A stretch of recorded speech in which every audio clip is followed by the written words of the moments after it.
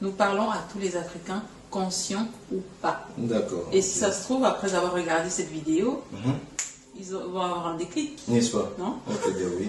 J'espère. Otep à tous. Otep. Voilà, je suis avec le Chénouti Audio de Afrocentricity Suisse. Donc, on est tous les deux membres d'Afrocentricity Suisse.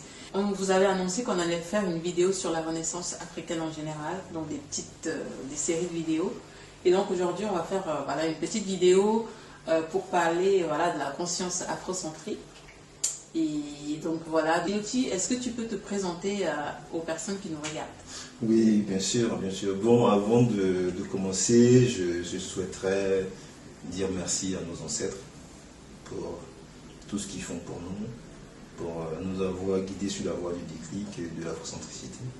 Donc moi, je suis Chénouti Audio, je suis Athan lagunaire de Côte d'Ivoire, de l'Enclos Côte d'Ivoire, et puis je préside Afrocentricité en Suisse. C'est vrai que je ne me suis pas vraiment présentée. Hein.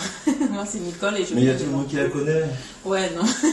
Je suis du Cameroun, en fait, donc africaine du Cameroun. Et donc, on est ici aujourd'hui pour parler de paradigme, donc paradigme notamment afrocentrique. Alors, il y a beaucoup de gens qui ne comprennent pas vraiment quand on leur parle de paradigme. Il y a une sorte de confusion. Est-ce que tu peux nous expliquer c'est quoi un paradigme et c'est quoi notamment le paradigme afrocentrique?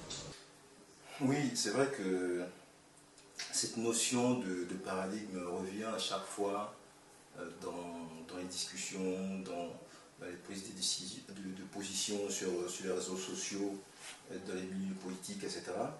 Donc il est important que nous puissions la clarifier afin que tout un chacun sache de quoi il s'agit.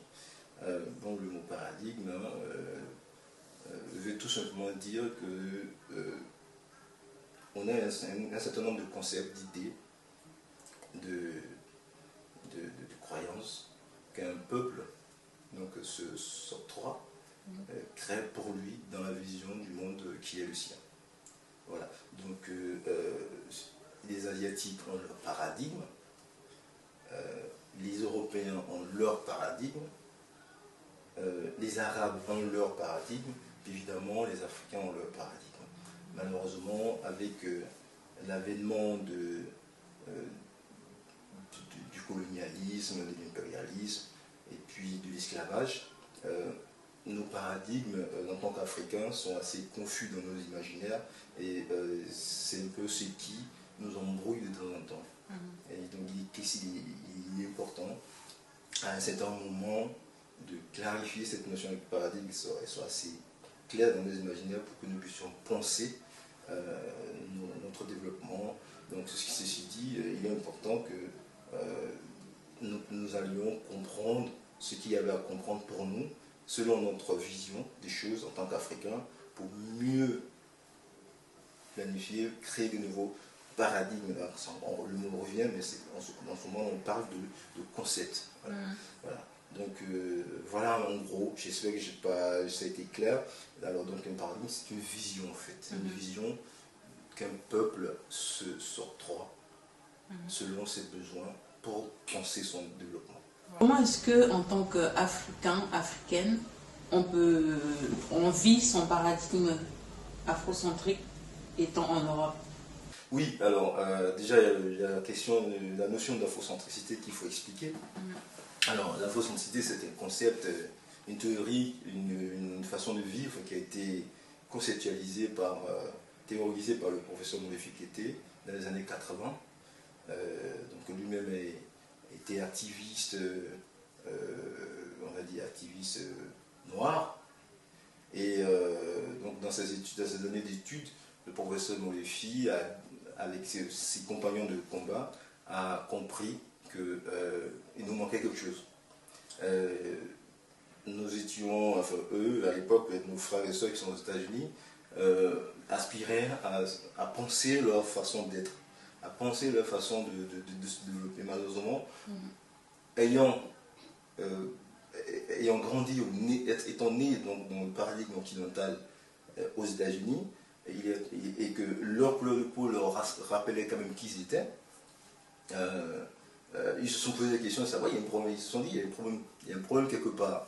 est-ce qu'on est vraiment dans notre paradigme ou pas? Et il s'est trouvé que oui, le paradigme africain existe, malheureusement il n'existe pas dedans. Donc le professeur Murphy a théorisé donc l'afrocentricité, qui veut que nous réapproprions non seulement notre histoire, mais que nous réapproprions aussi notre façon de vivre à nous en tant qu'Africains, pour penser notre développement personnel et collectif. Donc l'afrocentricité veut que nous réapproprions notre histoire, l'afrocentricité veut que nous réapproprions nos valeurs africaines, l'afrocentricité veut que nous réapproprions notre nos valeurs, donc notre façon de vivre, parce que quand vous prenez l'exemple de l'eau n'est pas vue par les Africains comme les Chinois la voient l'eau. Donc il est important pour nous, spirituellement, selon le Molefi qui était le professeur Molefi, de théoriser tout ça, de faire des recherches, et puis de remettre donc l'Afrique au centre de notre pensée. Donc on va, selon l'afrocentricité, on va appréhender les choses selon notre vision à nous, et pas selon la vision chinoise des choses, pas selon la vision arabe des choses. On va appréhender les choses, on va voir les choses, on va penser, conceptualiser selon la vision africaine des choses. Et donc il a réussi à mettre en place cette philosophie. Il faut dire que le professeur Molefi est lui-même on va dire disciple du professeur Cheikh Anta Diop, est un fervent, un bon étudiant de Antonin Firmin qui a écrit de l'égalité des races. Donc en s'imprégnant de ces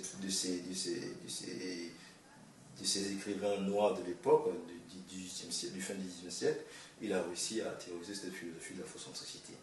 Donc en tant qu'afrocentrique aujourd'hui, je pourrais dire tout simplement qu'on est heureux de retrouver une pensée africaine qui nous aide à nous orienter.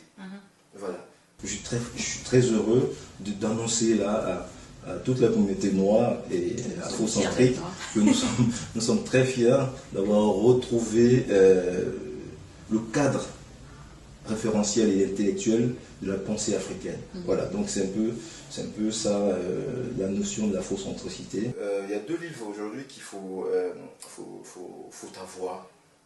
C'est l'afrocentricité de Molefi qui était à santé, et puis le livre de la Pérate Amamazama, de l'impératif afrocentrique. Voilà. Le livre très important, c'est vraiment la base. Tout à fait. Pour comprendre ce concept d'afrocentricité.